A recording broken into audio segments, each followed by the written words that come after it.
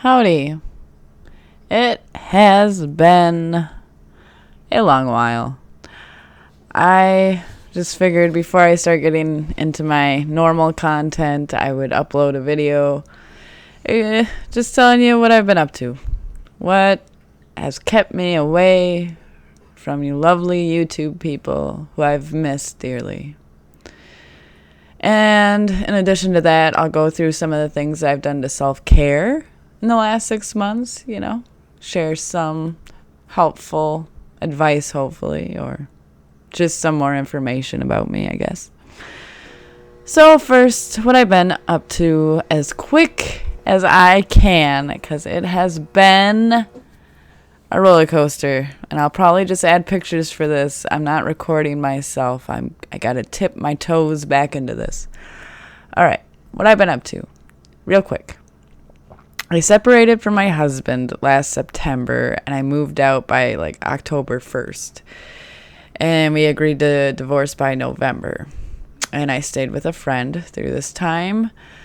I got a job through networking at mental health seminars. There was one at the end of September that I met a lot of great people through, and another great seminar at the end of October that I met a lot of great people through.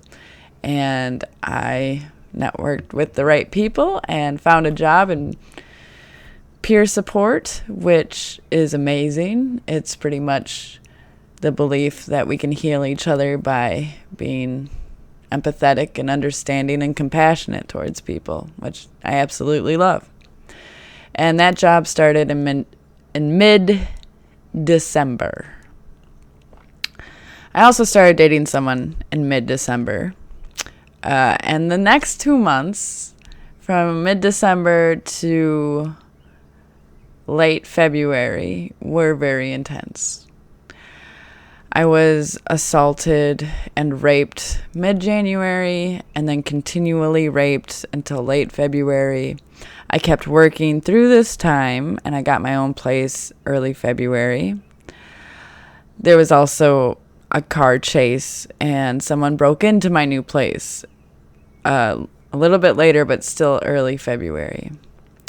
I broke up with the boy I was seeing late February, and I've just been working throughout all of this, and I really like work.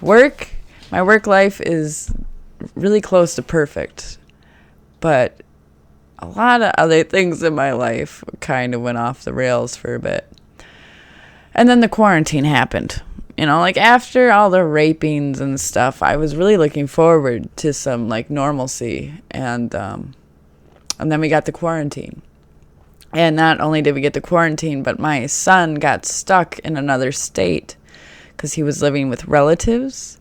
So he was stuck there for a month and a half through this pandemic, which made me very psychologically fragile. And I had a lot more psychotic episodes. And then my son got back about 2 weeks ago, which thank the Lord, because I feel so much better with him back. And so, yeah, that's what I've been up to. Quick 4 minutes, not even 4 minutes of what I've been up to. And for self-care throughout all of this time, I've been making video diaries, which I'll probably make a compilation or something like that and put that up there for the vlog stuff. I've been using notebooks for journaling and to-do list and anything and everything that I feel like I should write down, because throughout the trauma and trying to recover from the trauma, my memory has been awful.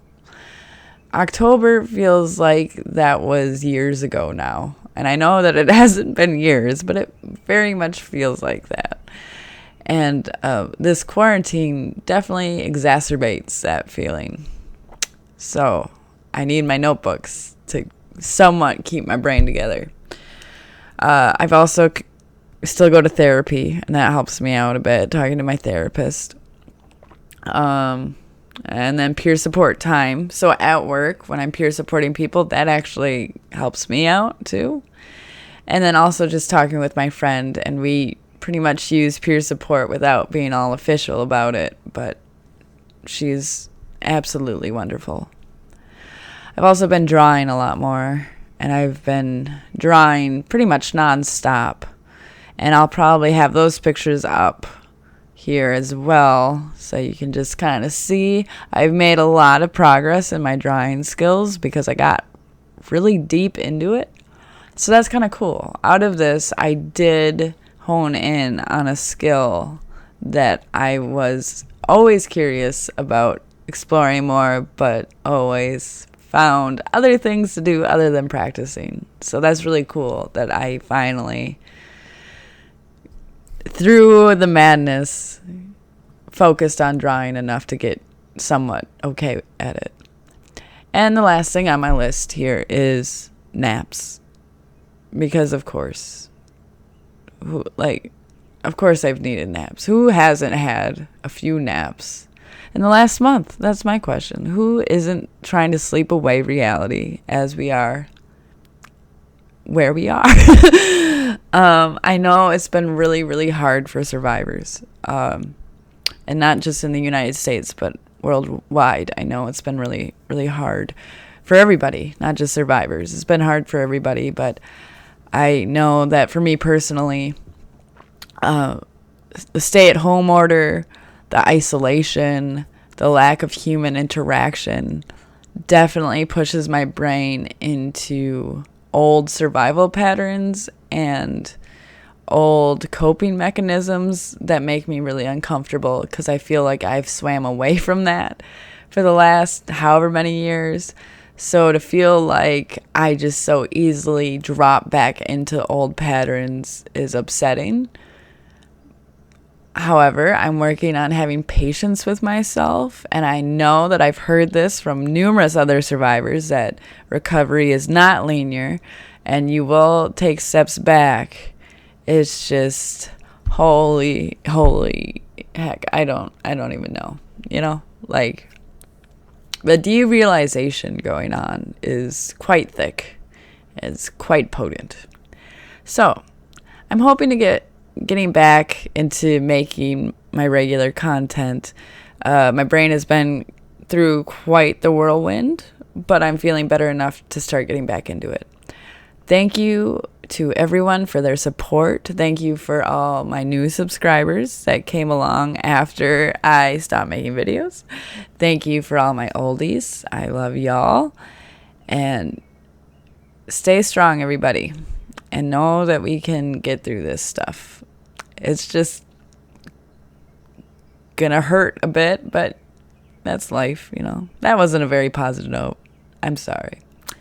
But yeah, I'll be back soon with some trauma content. Woo! Have a good one.